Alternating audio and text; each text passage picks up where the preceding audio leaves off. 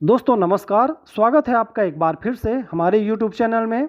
आज बात करेंगे बरुथनी एकादशी कब है, व्रत का नियम क्या रहेगा, व्रत पारण की विधि क्या रहेगी, इसकी कथा क्या है और इस दिन हमें क्या करना चाहिए और क्या नहीं करना चाहिए।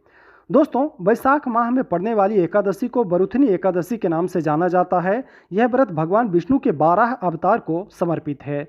ऐसी मान्यता है कि जो साधक भगवान विष्णु की पूजा भाव के साथ करते हैं उन्हें सभी प्रकार के भयों से मुक्ति मिलती है और शुभ फलों की प्राप्ति होती है। साथ ही जीवन में खुशियों का आगमन होता है। माना जाता है कि कुरुक्षेत्र में सूर्य ग्रहण के समय एक मन स्वर्ण दान करने से जो फल प्राप्त होता है वही फल बरुथनी एकादशी का व्रत करने से मिलता है। बरुथनी एकादशी के व्रत को करने से मनुष्य इस लोक में सुख भोग कर परलोक में स्वर्ग को प्राप्त होता है। शास्त्रों में कहा गया है कि हाथी का दान घोड़े के दान से श्रेष्ठ है, हाथी के दान से भूमि दान, भूमि के दान से तिलों का दान, तिलों के दान से स्वर्ण का दान तथा स्वर्ण के दान से अन्न का दान श्रेष्ठ है। अन्नदान के बराबर कोई दान नहीं है। अन्नदान से देवता, पितर और मनुष्य तीनों तृप्त हो जाते हैं। पौराणिक शास्त्रों में इसको कन्यादान के बराबर माना गया है।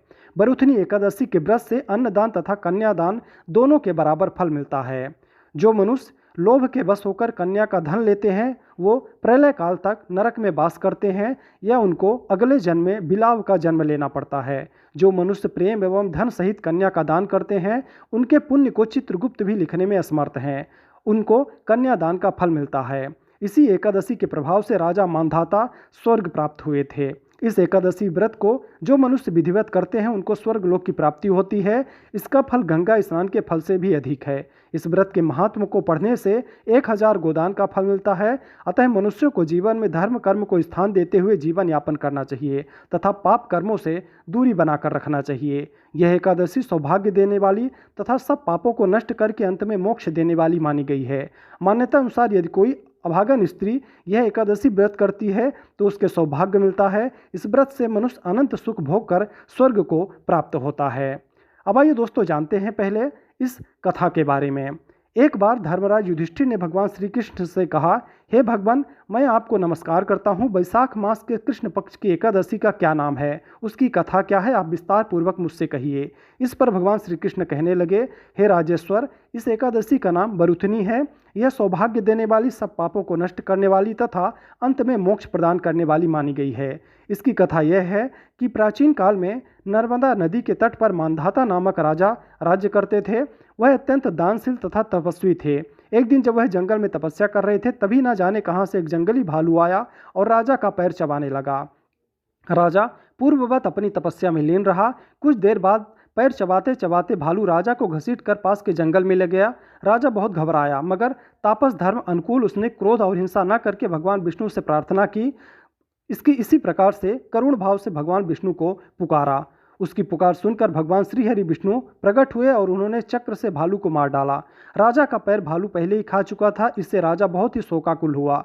उसे दुखी देखकर भगवान विष्णु बोले, हे वत्स, शोक मत करो। तुम मथुरा जाओ और बरुथनी एकादशी का व्रत रखकर मेरी 12 अवतार मूर्ति की पूजा करो। उसके प्रभाव से पुनः सुदृढ़ अंगों वाले हो जाओगे। इस भालू ने तुम्हें जो काटा है यह तुम्हारे पूर्व जन्म का अपराध था। भगवान की आज्ञा मानकर राजा मांधाता ने मथुरा जाकर श्रद्धापूर्वक बरुथनी एकादशी का व्रत किया। इसके प्रभाव से राजा शीघ्र ही पुनः सुंदर और संपूर्ण अंगों वाला हो गया। इसी एकादशी के प्रभाव से राजा मांधाता स्वर्ग को गए।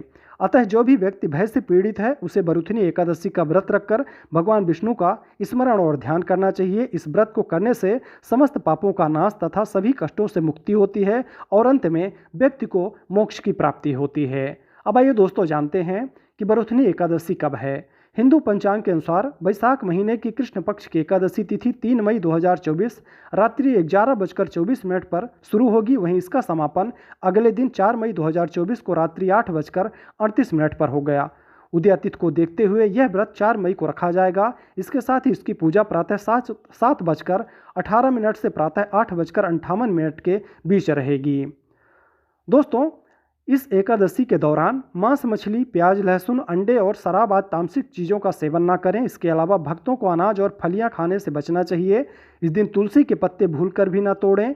व्रती तेल के सेवन से बचें।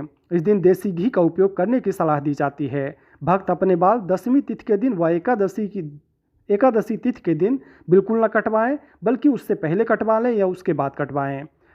भक्तों को एकादशी व्रत के दिन श्रीमद् भागवत या श्रीमद् भागवत गीता का पाठ करना चाहिए और भगवान विष्णु के मंत्रों का जाप करना चाहिए। व्रत के दौरान भक्तों को सोने, दूसरों को गाली देने और असत्य बोलने से बचना चाहिए। व्रत का समापन द्वादशी तिथि को निर्धारित पारण समय के अनुसार ही करना चाहिए। दशमी के दिन यानी एकादशी से एक दिन पहले सूर्यास्त के पश्चात भोजन ग्रहण नहीं करना चाहिए। यह एकादशी का नियम है। बरुथनी एकादशी के दिन सुबह जल्दी उठकर स्नान कर लें एवं स्वच्छ वस्त्रों को धारण करें। इसके बाद भगवान विष्णु की प्रतिमा को स्नान करवाएं एवं उन्हें साफ सुथरे स्वच्छ वस्त्र पहनाएं। प्रतिमा को रखने वाली चौकी को गंगा जल छिड़क कर शुद्ध करें। इसके बाद भगवान विष्णु की अक्षत, दीपक आदि 16 सामग्री से पूजा करें। भगवान विष्णु को गंध, पुष्प और तुलसी अर्पित करें। व्रत के दिन भगवान विष्णु को भोग अवश्य लगाएं।